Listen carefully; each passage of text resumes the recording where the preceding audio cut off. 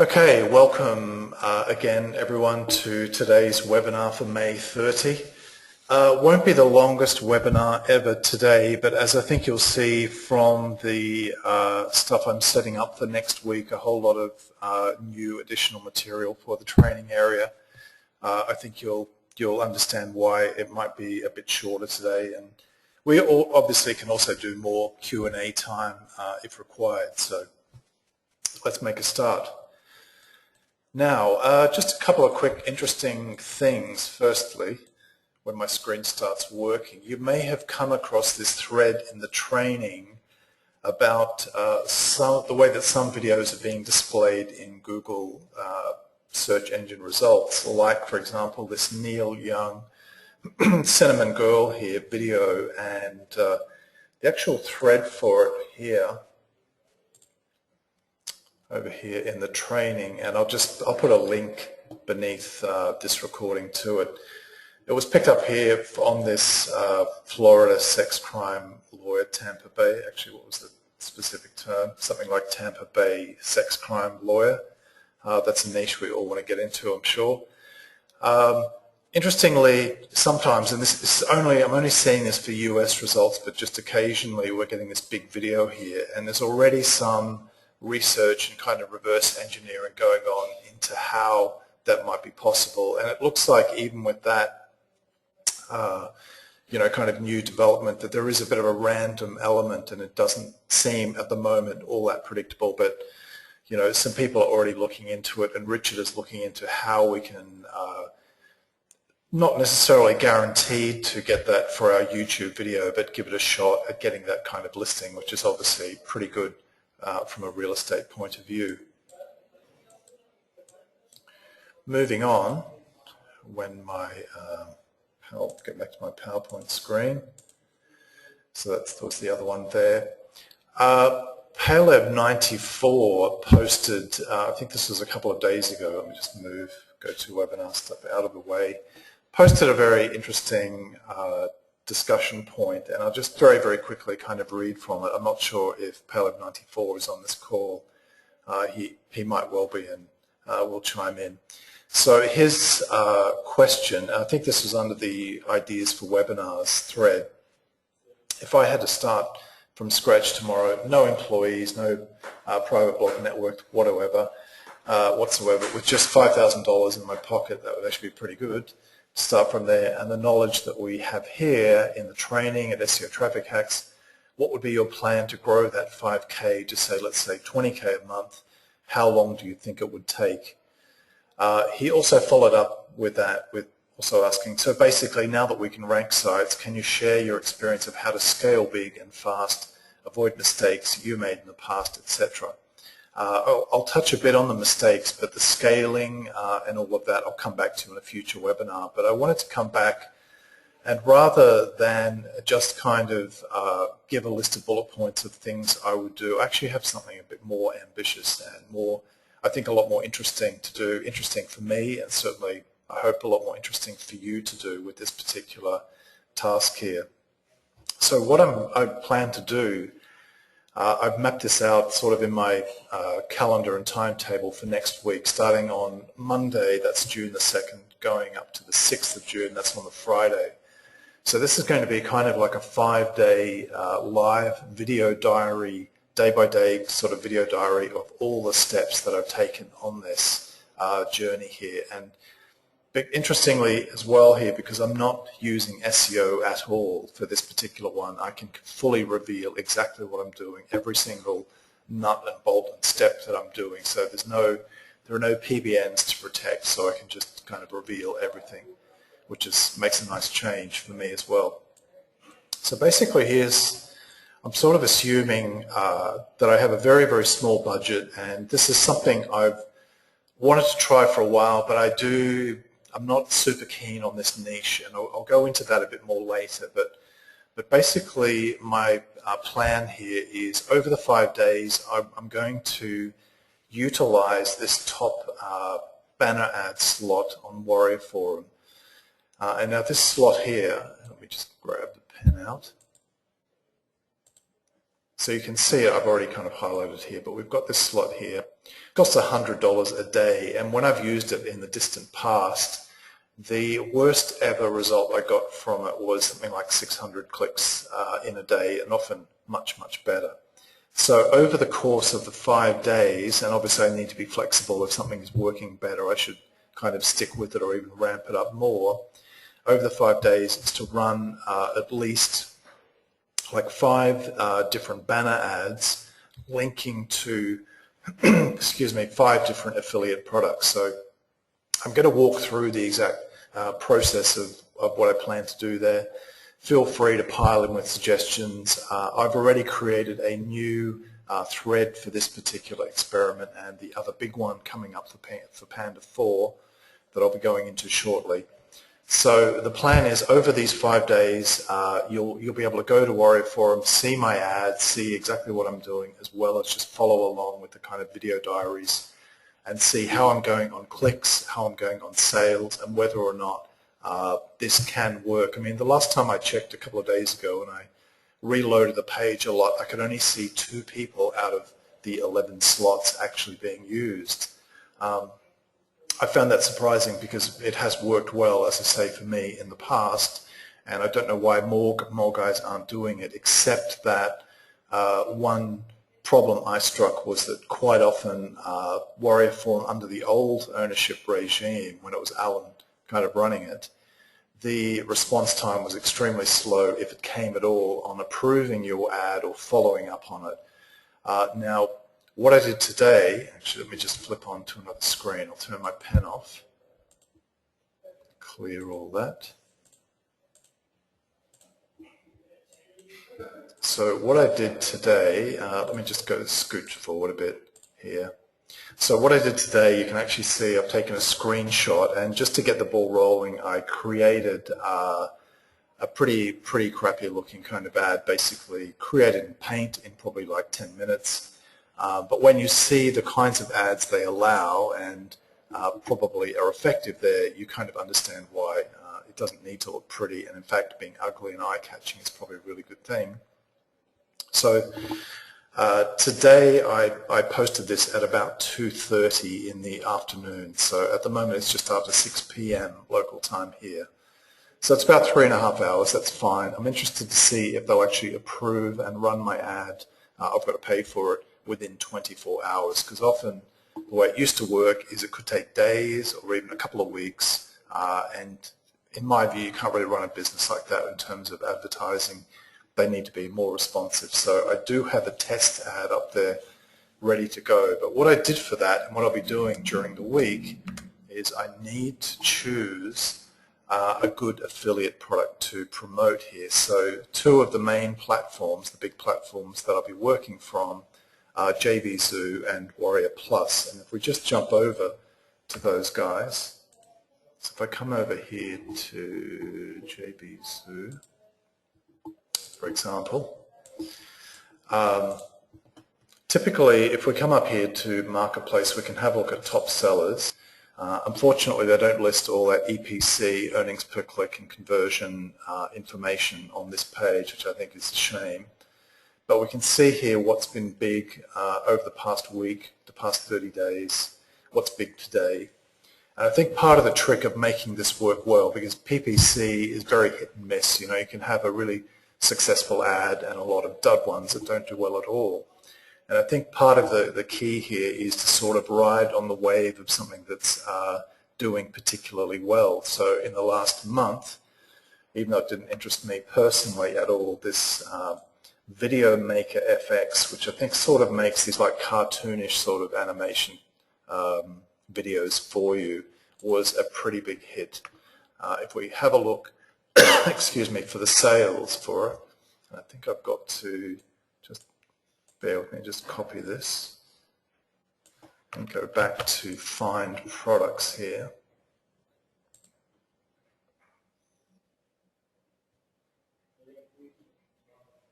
And I can just paste in the keyword and then search. Hopefully it will come up with a result. Actually, it's at the top there anyway. You can see, according to JVZoo, it sold 20,000 plus units, had a very high earnings per click and very strong conversion. So In theory, that would be a really good product to jump on board with, but it's actually closed, though I think right at the moment they have a new brief 24-hour reopening. So, you know, doing this kind of business model for a week is certainly not going to make me an expert, and it'll be a good learning process because I've never really done it quite like this. But this really appeals to me as a business model that someone, you know, hopefully can copy. And at the moment, I'm definitely not recommending you to do this. I'm sort of your crash test dummy going ahead to do it. It's one of those ones where with relatively little money to start with, you could build a base, you know, not necessarily a recurring income base, probably not, but just develop a bit more money for further resources. So I'm looking at JVZoo and also over here at Warrior Plus, which kind of is looking quite dated now, but we do have that function of last 30 days bestsellers and that sort of thing. Now, an obvious question here, if we come back to my banner, which is down here, actually, if I click on that, we might be able to see it larger. No, okay. So basically, you could ask, how am I going to create these banners? So what I propose to do is to look for a sales page that has a really strong hook, that has a really good hook. If I jump back to PowerPoint, for example, just go to screen, and let me go ahead. So here, for example, what I'm looking for is a kind of a headline, a top of page hook that will actually be my complete banner ad text for my Warrior Forum top banner there. So, for example, here I would look at this quote here: "Watch me totally expose my most profitable niche from every angle. All my insider secrets revealed." I'm probably going to compact the words down a bit there. But this thing about expose my most profitable niche is that's got a hook to it that could well work. Here's an example of one from Warrior Plus, which to me I think is very weak. So the only thing I could possibly use here, which I won't because I think it's just not strong enough, is this line here about unleash the power of the free tool you use almost every day with secrets only known to a few. I think it's too vague. And it doesn't have enough kind of specific power to it. So part of what will be guiding which particular products I choose from JVZoo, so I'll come back to top sellers, and from Warrior Plus, I really want to be at the top 3, I think, maybe top 5, but I want to go through and actually have a look. So let's have a look here at this Tunes Pack 2 music personal license. So we have a look at the sales page for it. Here we've got this potential hook at the top. How about 985 high quality royalty free songs for less than 4 cents each? Personally, I don't know that that's that exciting an offer of royalty free songs. Now I could be wrong. I don't really use them. I just get free ones whenever I need a bit of background music off the web. I'm not sure if I want to risk at the moment my $100 on a campaign for that for a day. So if we have a look at another one,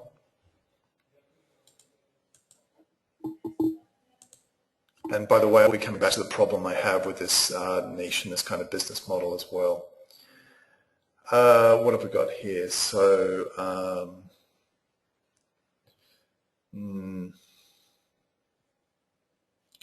we can see here, so we've got especially this affiliate marketing, business in a box, monster PLR, especially designed to make you big money week after week on autopilot starting today. I don't know.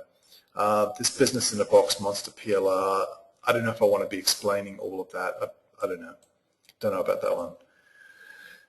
One that I did like, if I can just find it here, actually, that I thought was stronger. We come down here to T-shirt ad builder, and I haven't bought any of these products, by the way, and that's part of the problem with this niche. We can see here this headline we could potentially use on our Warrior Forum banner ad, which is build T-shirt ads fast and easy that get huge conversions and massive profits. That's a relatively simple headline, and I think that's got strength to it. And the other one, that I did show you was the this one here about the profitable niche. So just so you understand my methodology and how I'm going about choosing the particular products that I'm going to promote through this 5-day kind of test, this monetization test, no SEO. So you've seen those parts of it there. So let me just run through a few other quick points on this. Part of the reason I don't like this niche that much is I feel, we all have to do what we feel comfortable with in online business or business generally. Personally, I don't like this because to me it's kind of oversaturated with gold diggers promoting to lists of newbies and the people promoting it never actually even use the product. I kind of keep track of more or less what everybody's doing in IM, and I'm on a whole lot of lists, unfortunately, to do that. And basically, it's like every day slamming their email list with the message that this is the greatest thing ever. Every single day it's the greatest thing ever, and then tomorrow it's the greatest thing ever about this other thing. And it's really obvious that quite often some of these guys just are using the email campaign written by the vendor, or they don't really care that much about their list and they just keep slamming it over and over about a product they don't actually have any experience with. After I complete this test, it's very unlikely that I'll be going back into this niche. It's purely just for a kind of, a test run, just as an idea of what can be done with a bit of, a little bit of an ad budget for a specific audience. So I just want to put that out there. The good things about it, much less than $5,000 needed here, so it's $100 per ad per day, and as I said before, there were just 2 advertisers, and why that's significant is that if there are only 2 advertisers, not 11, that means in the rotation my ad is going to come up an awful lot more. If there are 11, I'm getting a diluted share of that traffic. So if there are only 2 or 3 advertisers, I like that a lot. And potentially I could put up different ads. If I see something working really well, I can actually, if Warrior Forum respond quickly enough and can get my ad up quickly enough, I can actually have 2 or 3 ads for the same product, but with a different message, a different hook on it. Okay, so just some general observations. I think in this particular niche for this audience, software generally works better than training. The exceptions to that are probably things like WordPress security software, which on the whole I think don't necessarily do that well. Scarcity definitely motivates for this audience, so that's why you see all these products just coming out for a very limited time, and then they're shut off because it does work. Obviously it needs to have, I've got to find those strong opening hooks. There's a bit of research there, and then from that I can create my banner. And just a quick call out, over the years when I've sort of done my own crude, ham-fisted own sort of design work, I've used fonts from Qzx900 quite a lot. He's a font designer.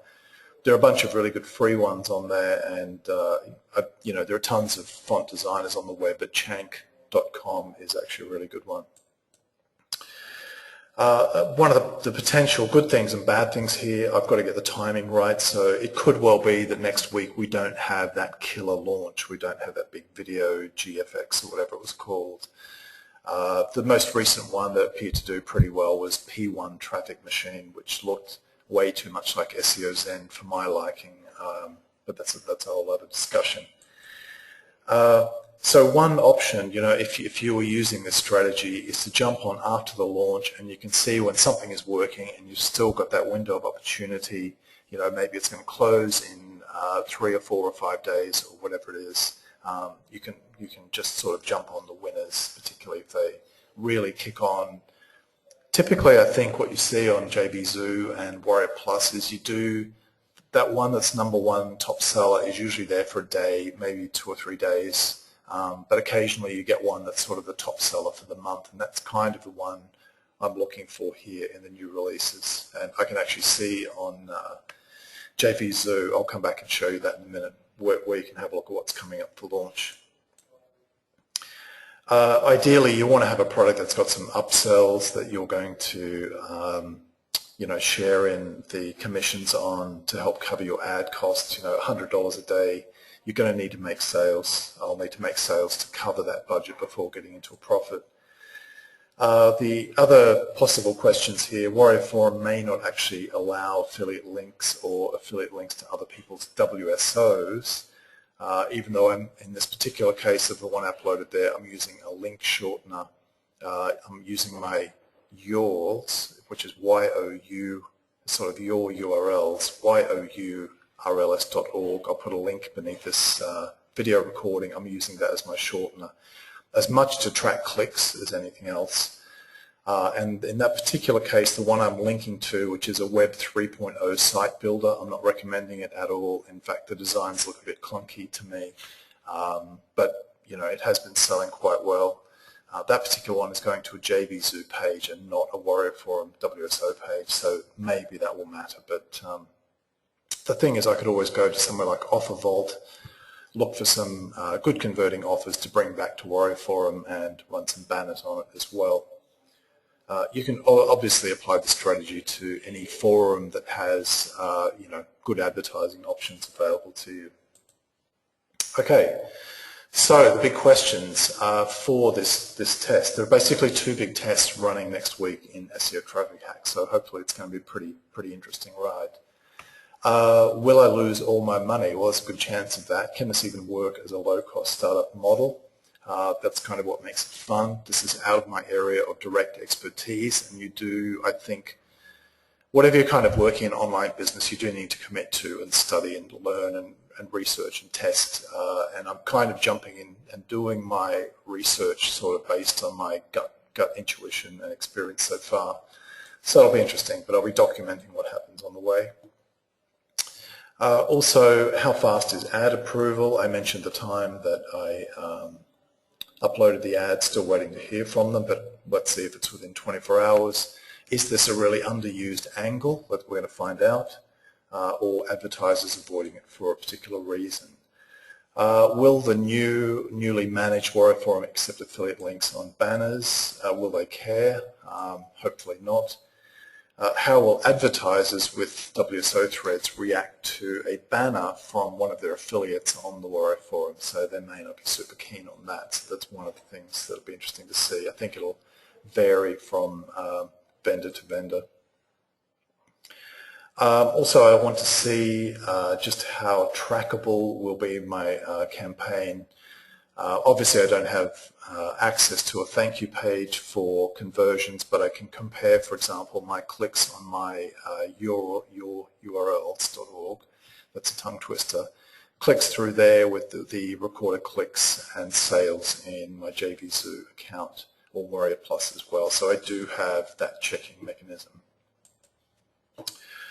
Okay, and here's a little interesting angle, and we're probably going to run this out on some ticket sites when we look at the highest converting ticket pages. We're going to try a bit of remarketing on those, the best converters, and try stalking people around the net and see if we can get more ticket sales through that way.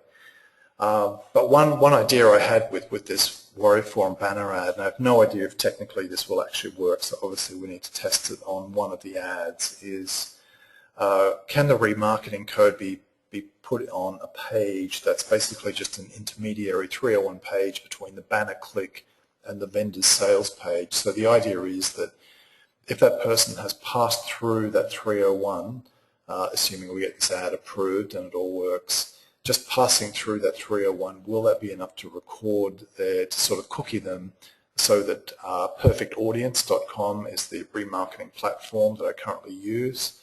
That's something I'll talk about in a future webinar a lot more because it's actually working quite well.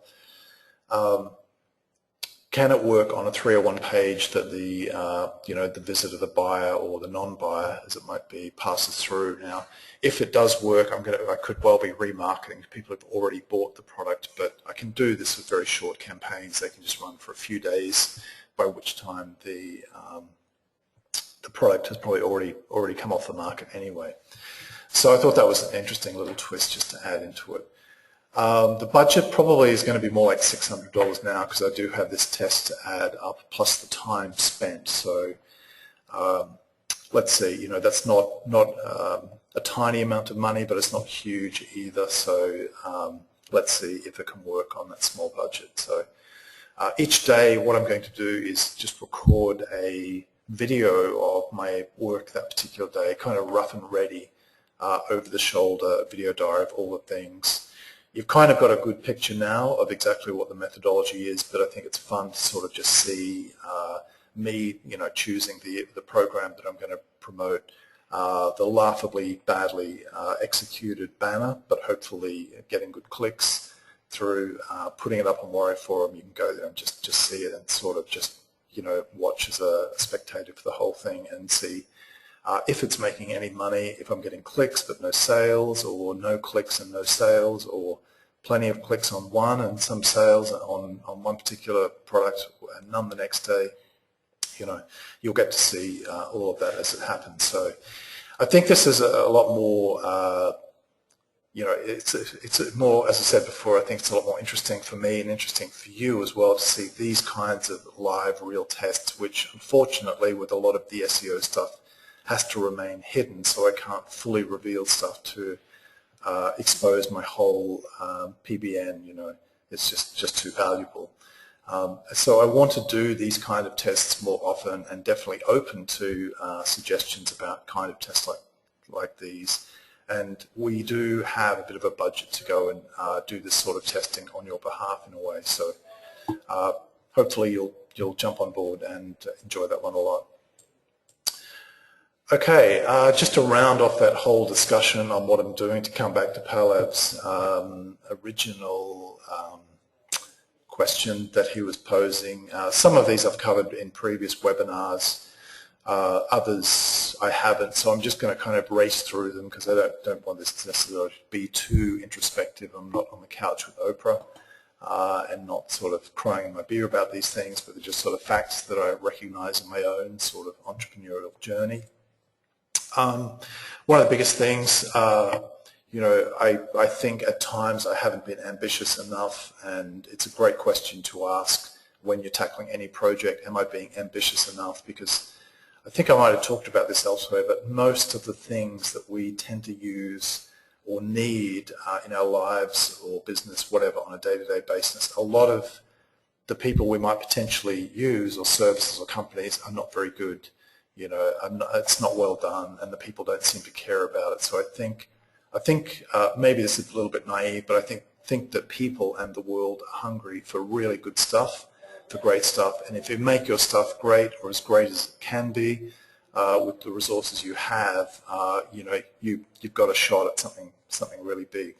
So it's a great question to ask: are you being ambitious enough? And a lot of the times I ask myself that, I think, well, what's an even more ambitious goal for it, and how can we make that bigger? This is one that probably will resonate with you on the call here. Trying to do too many projects well at the same time.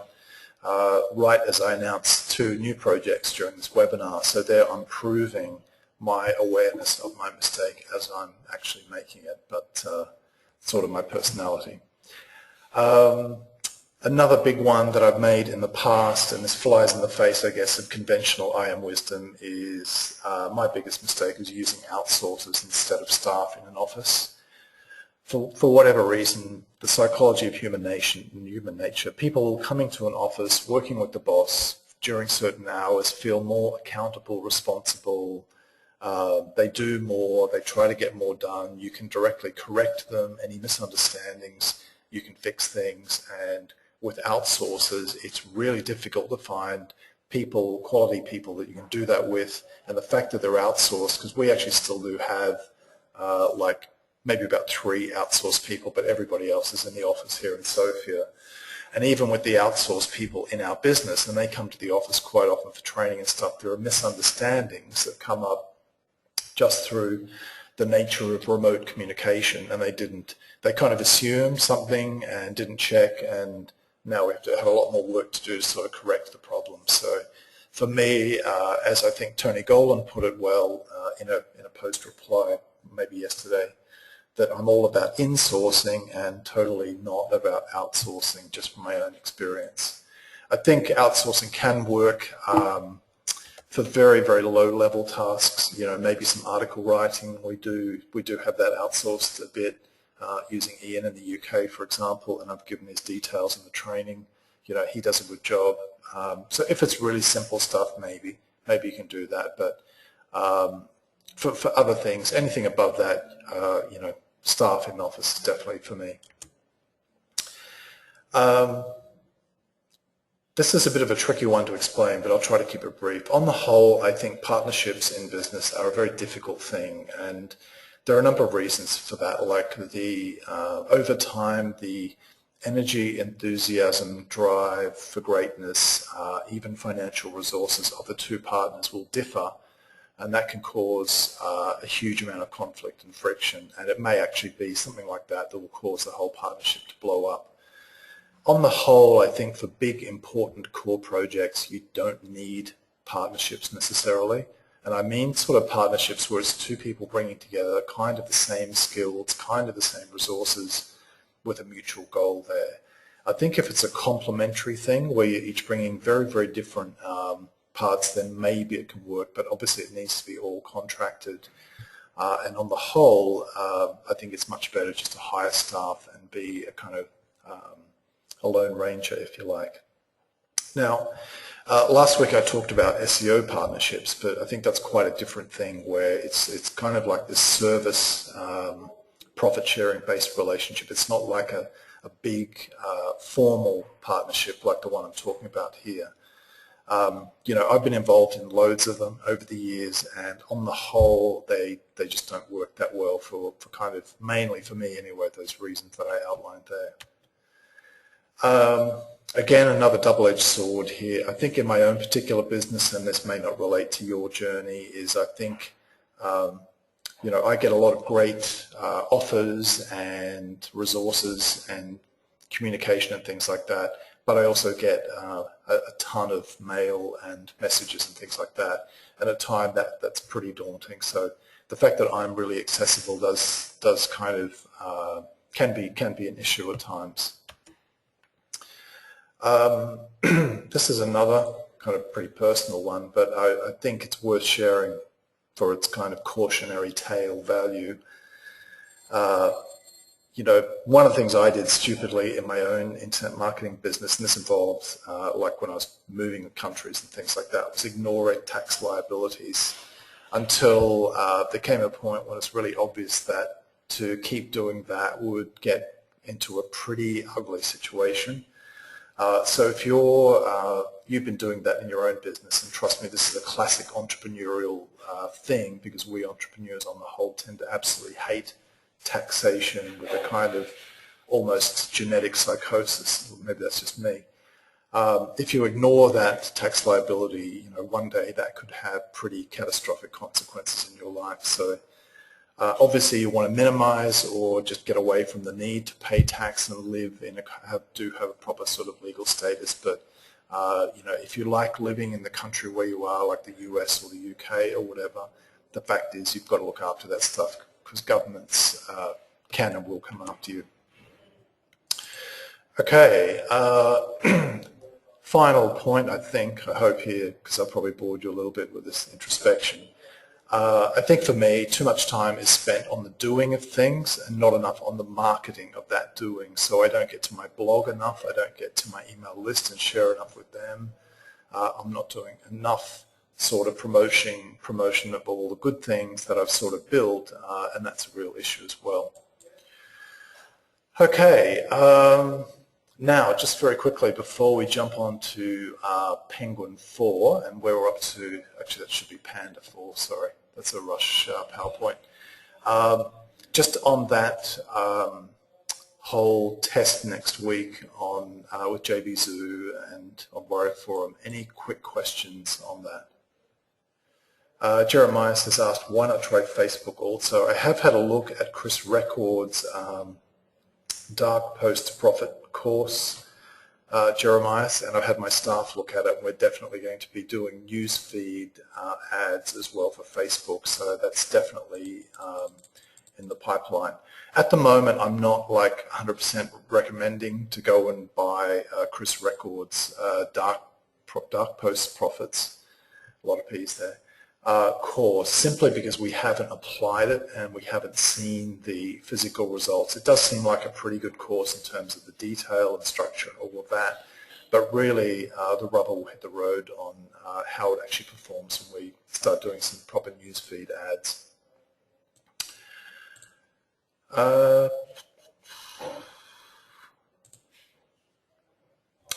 Okay, on your other question on partnership, Jeremiah, if you want to pop me just an email, I'm happy to come back to you if you've got some specific questions there. Peter has said, thank you, Peter, I appreciate this. Your accessibility is what adds so much value to the membership, much more than if you invite us in, but staff handle all the interaction and membership, so thank you for that, and hopefully it doesn't decrease. I hope not either, Peter, thank you. That kind of feedback does make it worthwhile. Ed has asked, being that you are physically in Bulgaria, do you set up your financial self outside the country, and what about a country like Hong Kong? Before, my wife and I were living in London, and we researched for like 6 months which country in the world we wanted to move to that would suit the business best, and my wife is actually Bulgarian, though we met in London. And it was funny, our main criteria were things like extremely low tax, access to highly skilled IT staff and relatively low wages, and hopefully a kind of a simple tax regime. And we actually found it extremely difficult to find a country that had all of those criteria. There may be countries on other planets that have those things, but unfortunately not in this one. So Bulgaria came out pretty well because they do have like a 10% company tax regime here. My wife speaks Bulgarian, obviously being Bulgarian, I speak a little bit, just enough to get by at the local shops. There is bureaucracy, which is frustrating anywhere. You know, drives me mad. Nothing bores me more than admin and bureaucracy, but it's not too bad here. And I think I've given an indication of average kind of salaries here, depending on the skill level in IT. But for example, you know, a lot of the staff in my office here work for around 800 leva per month, which is probably something like, might be maybe 300 pounds. So that might be something like $600, possibly US dollars per month. They work really hard, you know, they're committed, they're university educated. So having a staff like that, I think at the moment here, the last head count was something like 15, more coming on Monday. That's why we had the renovation just now. So you can see you can get a lot of value for money here. Other countries, Rahat, I didn't really find any that were close to that. We looked at places like the Philippines, but when we really did some proper research into their tax laws of kind of foreign companies based there, for whatever reason, I think we ultimately ruled it out. And obviously we had the language barrier, although I know they do, you know, a lot of people do speak English there. It just sort of, for us being in Europe, it just made more sense than kind of plonking ourselves down in the Philippines. Though personally, you know, I would have enjoyed that a lot because I really like the Far East. Okay, let's move on to some Panda 4 talk here and get serious about the fight back. And I'm so serious I actually got the wrong title on my PowerPoint slide. That's how committed I am. The eye for detail. So here's basically, if you've been in hibernation, you know, and weren't quite clear on exactly what's been going on. So Panda 4, now if you're not 100% sure, Panda basically deals with on-page issues, Google updates dealing with on-page, you know, things like having too much keyword stuffing on your page, in like image alt text and the text itself, all these on-page issues. They're Panda, the bear, I guess. Penguin are about the off-page issues, so primarily links to your site. Like, for example, using all of the same anchor text on your links to a site would be could be pretty catastrophic. Though you do see the occasional example, the exception in the SERPs that's doing well with that strategy. Could be that random factor again in Google. So Panda, one of the interesting things about Panda 4 was supposedly rolled out about the same time as the payday loan update, which is meant to target very spammy queries. And you know, the more queries I look at, they all seem pretty spammy to me when I see the results. So I don't know how they figured that one out. But this payday loan update, I think when you read about it, it sounds a lot more like a Penguin type update. So what better way to sort of blur the picture and confuse SEOs even more by having an off-page and on-page update kind of rolled out at the same time, so they kind of just don't know which one they got hit by. And one of the big things that came out of it, one of the, the media jumped all over, which was the eBay penalty, where they lost, depending on who you believe, anything from a third to three-quarters of their traffic.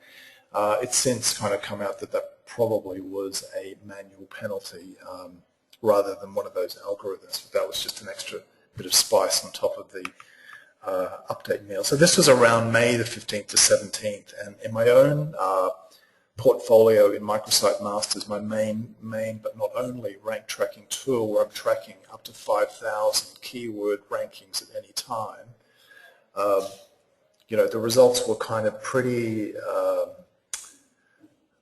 pretty conflicting. Let's just say that. So this is what I saw across these 5,000 search terms across lots and lots of sites.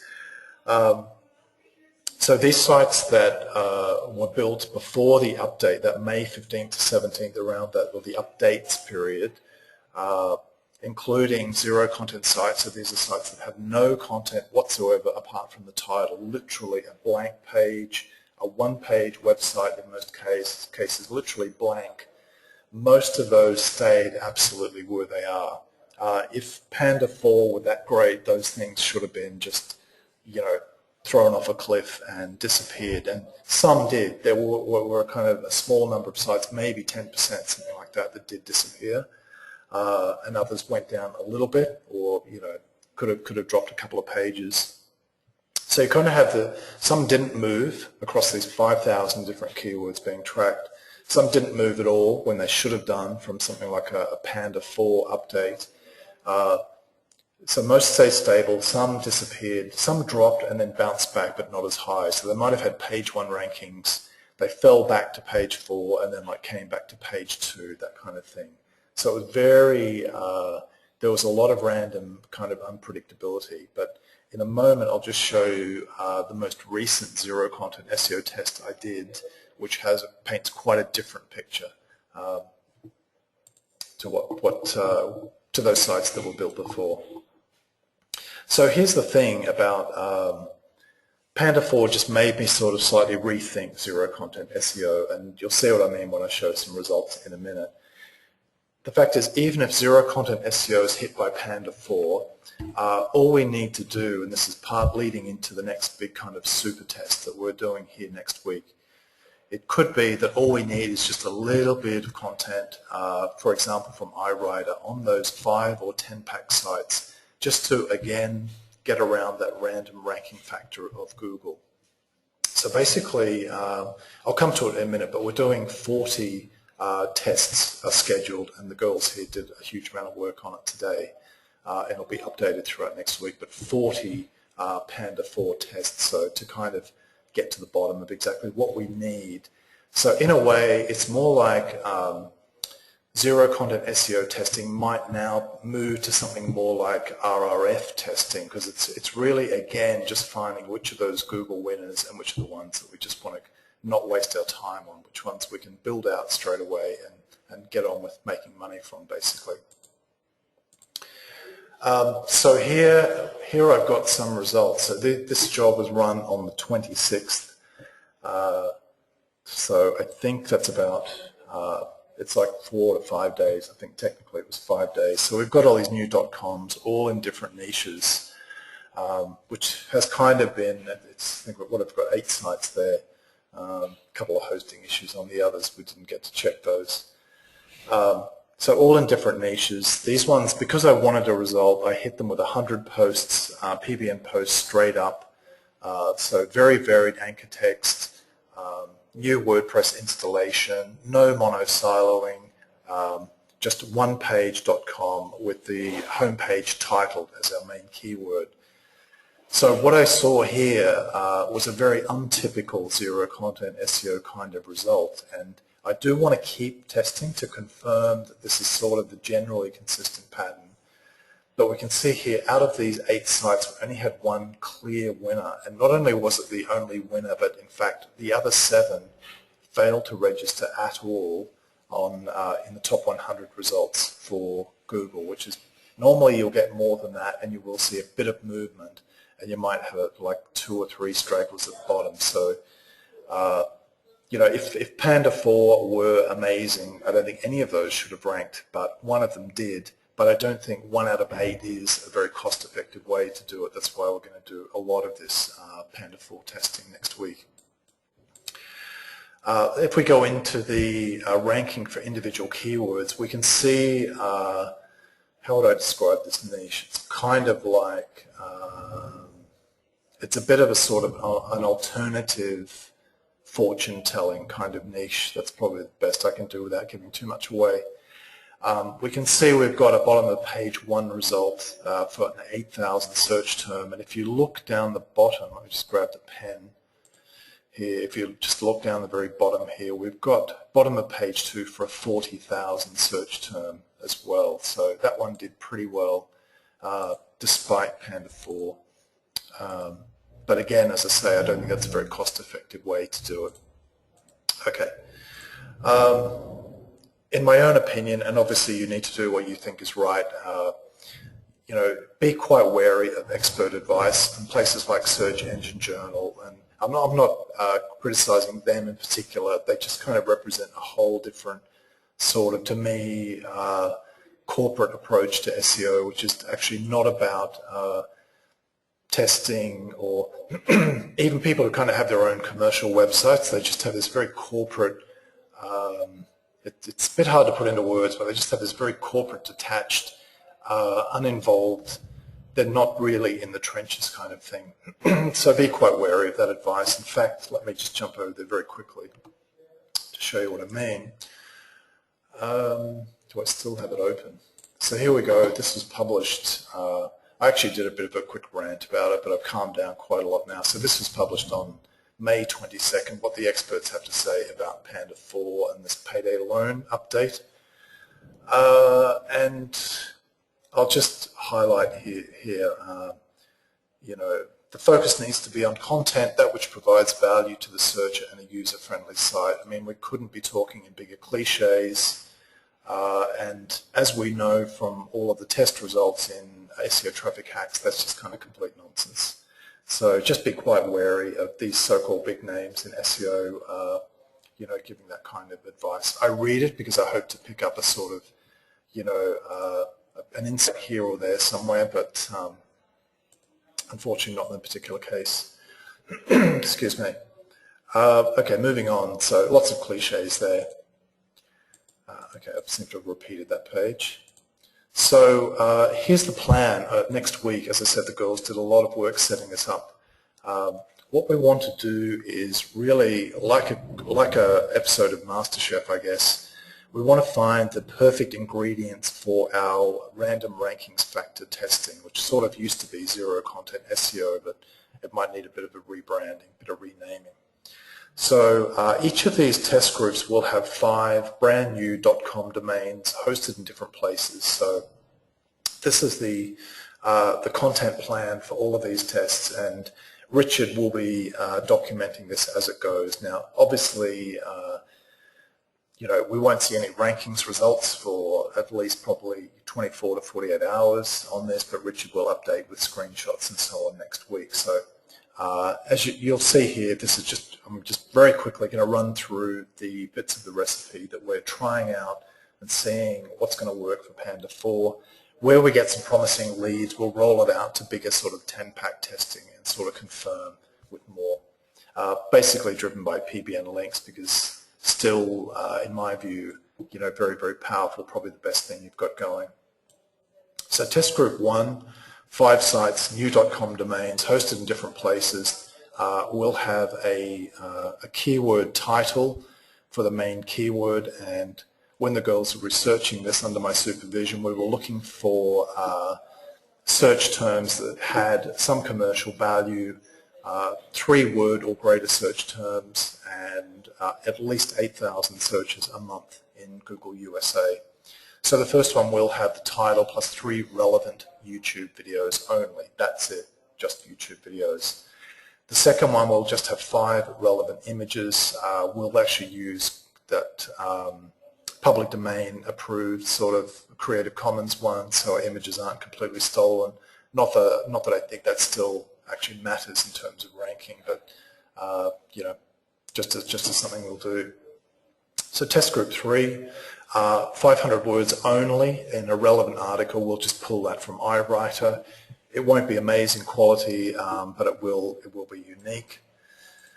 Test group 4 will be 1,000 word only. So these group 3 and 4 are just text only, but it will be relevant, and obviously the title of the page is there as well. I seem to have missed test group 5. That's a bit bizarre. Test group 5, let's say 500 word relevant article plus 3 YouTube videos plus 3 relevant images. Does it matter?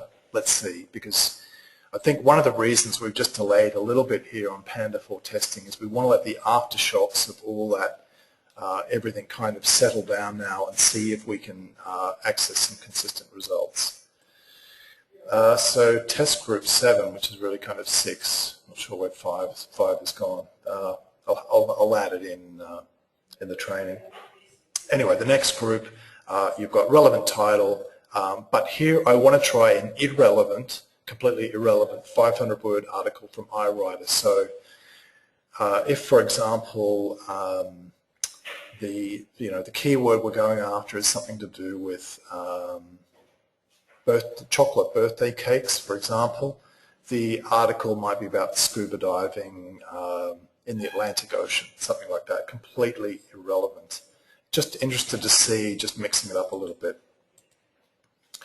And that last one, if we exclude the missing number 5, will be a 2,000-word article only, but it will be a spun article. So let's see, a spun article only, 2,000 words in length. Neil Patel from QuickSprout has talked about the SEO value of much longer articles. You know, so this is kind of the opposite of zero content SEO, but you know, we're definitely going to test that out and find it out. We probably couldn't take more suggestions now for this particular test coming up this week because everything is sort of in motion for it with keyword research, domain registration, all that.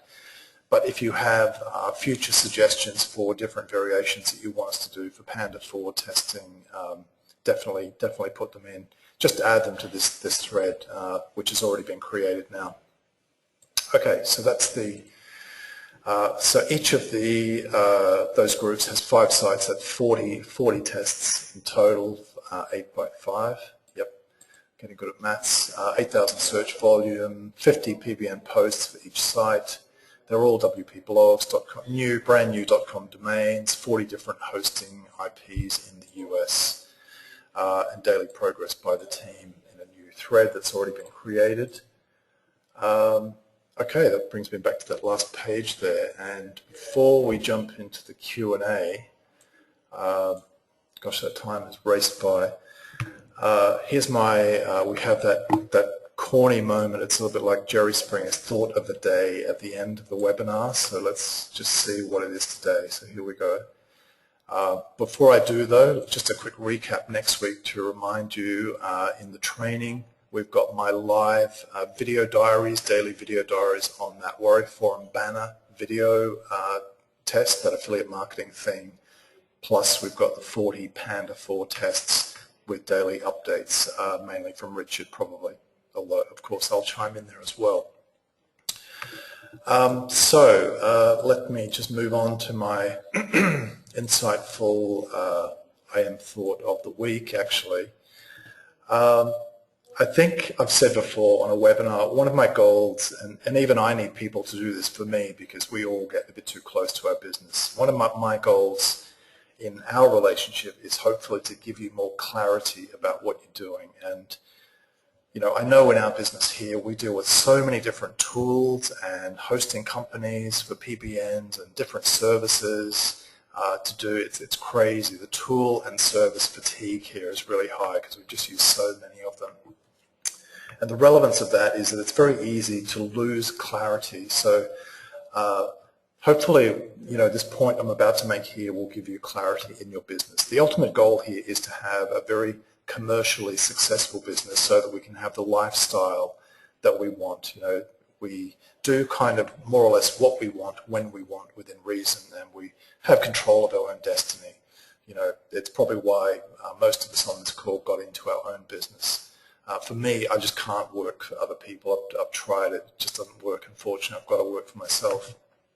So just to come back to this point of clarity, what are we really doing here, and what's the main goal? Well, as I've talked about in the past, this is really what you need. If you've got, at the moment, if you've got a web page or a website that converts, so it might be bringing in $50 a day, it might be bringing in $100 a day.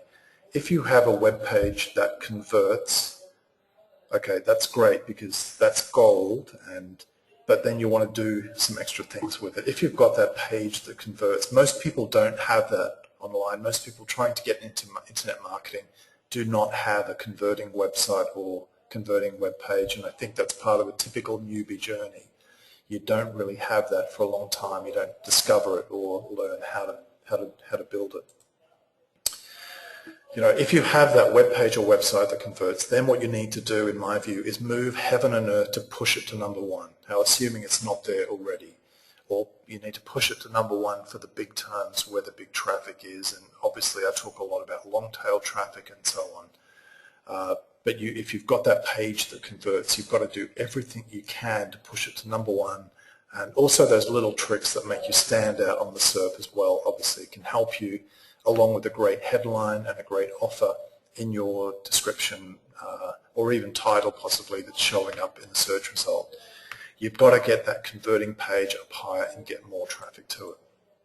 And then once you've done that, you need to replicate it and then move heaven and earth again, because you're going to have a rest after moving it the first time, to push those sites to the top as well. And just to bring it down to numbers here, if you can have, through doing these things here, assuming you're not already quite there and you're not at the traffic level you want to be, if, for example, you've got a site that's at $500 a day, so if I'm going into a new affiliate marketing niche, I want to look at something that's got the potential to do $500 to $1,000 a day,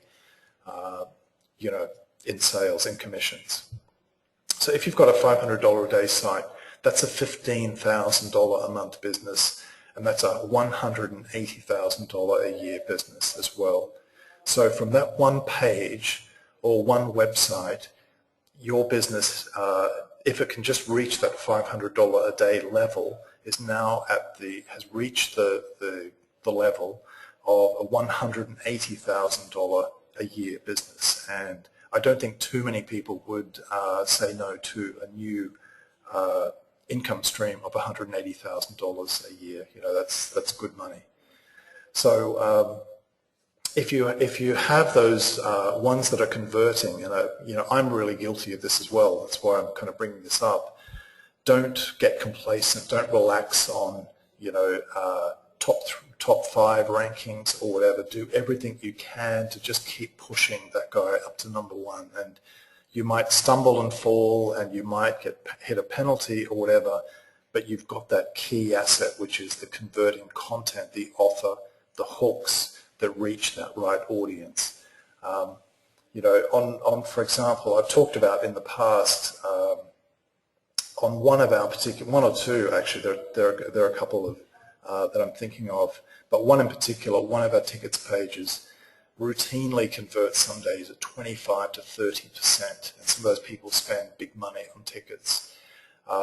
So we're doing everything we can now to get that up to #1 and then just build more pages targeting that same artist. It's funny, the same layout and the same traffic on a different artist converts at like less than 1% or 5%, something like that, but this other guy has got like raging fans, and they just love to spend money on him.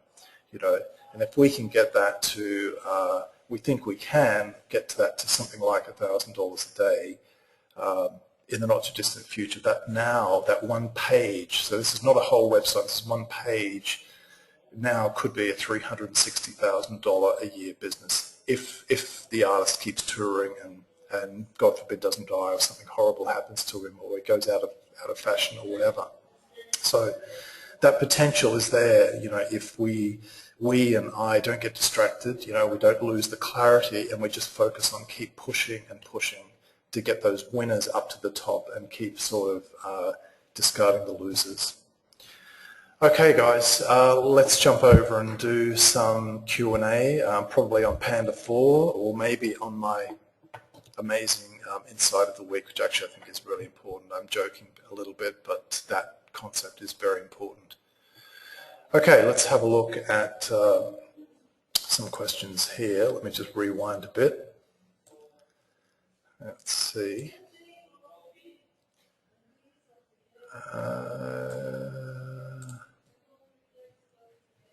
Chris Rowe has asked, slightly off topic, shame on you Chris, I'm joking, but can you start up a thread on STH to reveal what works to get your page from the second page onto the first page, then top 3, then number 1? I did actually do that in, I can't recall the exact thread where I did it because I sort of write on so many, they do blur a bit, but I'll find it again and we'll actually make it a tabbed section at the top. Probably, if you remind me, Chris, if it happens to slip my mind, but on Monday we'll add a tabbed new subforum section all about the checklist, kind of from easiest to hardest, of all of the little extra tactics. For example, for getting from page 1 up to number 1, whether you're on page 2 or 3, it doesn't matter. The principle and the actual steps that you would do are the same. And as I say, we'll organize them by the easiest things you can do first up to the more difficult ones that can also have impact. Jeremiah has added, I have a website that's converting. I need to get to 1 sale per day, which is $1,000 per day. Awesome. I love it. Currently, it's about 8 sales a month. So that's exactly what I'm talking about there, Jeremiah. So you can see the value of getting it up higher. The content that is working. I'm not sure what your current conversion rate is in terms of traffic, but you can see the potential of it and getting up to $1,000 a day without getting too hypey or cliched about it can be life-changing amounts of money. It's a tough question here from Ed. Ed says, do I generate more cash flow from teaching other people than actual doing? If yes, what percentage? I was thinking of getting into this area. Guru, amateur, laugh out loud. I have a lot of things going on in SEO Ed, so I've got a partnership in a London SEO agency. They have a lot of corporate clients. That largely is handled by other people, but I have a huge amount of input into that. I've got a load of affiliate projects.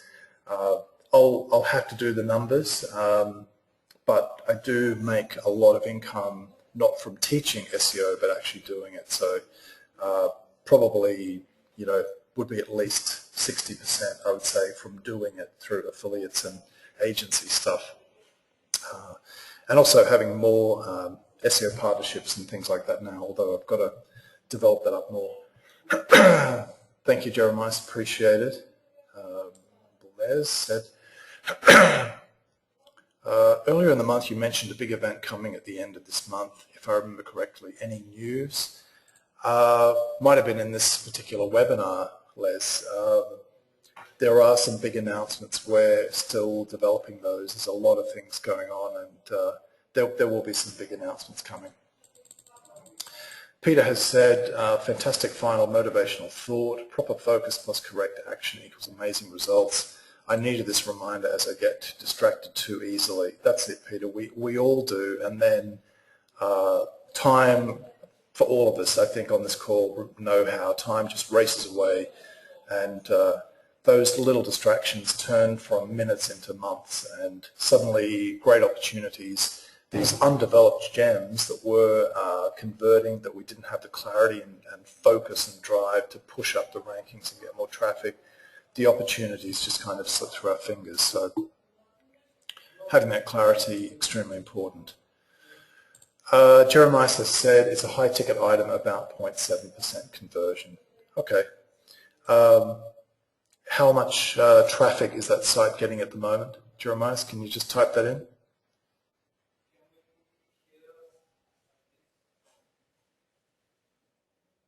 Okay, about 8,000 visits a month. Okay. Let me come back to you with some thoughts on that, Jeremiah. So I'll come back via email. I might have some good options for you on that. Guys, it looks like we have run out of time, and looks like I've even answered everyone's questions. So thank you for coming. I think Jeremiah may have one final question. Thanks, Tony. I appreciate that. And also, Tony, I think I covered your email question in this webinar today about what I'm seeing on zero content SEO as well. Sorry I haven't gotten back to your email sooner, just for the reasons that you know. Jeremiah has just also asked them which Parasite Web 2.0 properties have dropped in traffic considerably after the update. PR Web got hit pretty hard by the look of it. PR Newswire also got hit pretty well, but some press release formats are still holding up well. And actually, I've got to write more about that. It's in the Panda 4 thread here. Let me just show very, very quickly. Not sure on Rebel Mouse at the moment. Jeremiah, let me just go quickly.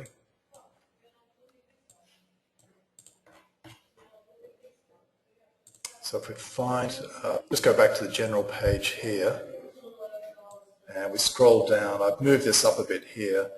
If we go into May 2014, you can see here, by the way, the setup for the thread here on these 40 Panda 4 tests. I actually got Panda right there, called a penguin. And on new developments here, under this Panda 4 rollout, if you just go there, it does talk about press releases, probably on the last page, on page 5 here. But I'm not sure on Rebel Mouse. I don't recall seeing any in recent keyword research, Jeremiah's, but not sure. I haven't specifically researched it well. Rahat has asked, is PR Web still safe for adding nofollow to our sites? Good question. I've never really used press releases for SEO directly, and in my experience they don't have direct SEO power, but what I did like is that they gave you a lot of natural looking backlinks, because they're just what normal, typical non sort of SEO'd companies do when they're promoting it, is they have a big press release announcement, and those are kind of more natural looking links. But having said that, Rahat, as you know, with zero content SEO, I've been peeling back as much as possible, and I'm still doing that, trying to keep it at an absolute minimum while still ranking. So right at this point in time, for any new project of mine, I'm not doing PR Web press releases or any press releases. I'm just doing PBN links and contextual homepage backlinks as well. Okay, guys, thank you again for coming to today's webinar, and hopefully I'll see you on the next week. And I really look forward actually to your input into those 2 big tests running next week. So if you've got suggestions, you might see things, for example, on the Warrior Forum banner project that I could implement, because I'm certainly no expert on doing that, but I think it'll be interesting and fun to try it out. Feel free to do that, and I look forward to your thoughts on that. So have a good day wherever you are, and see you on the next webinar.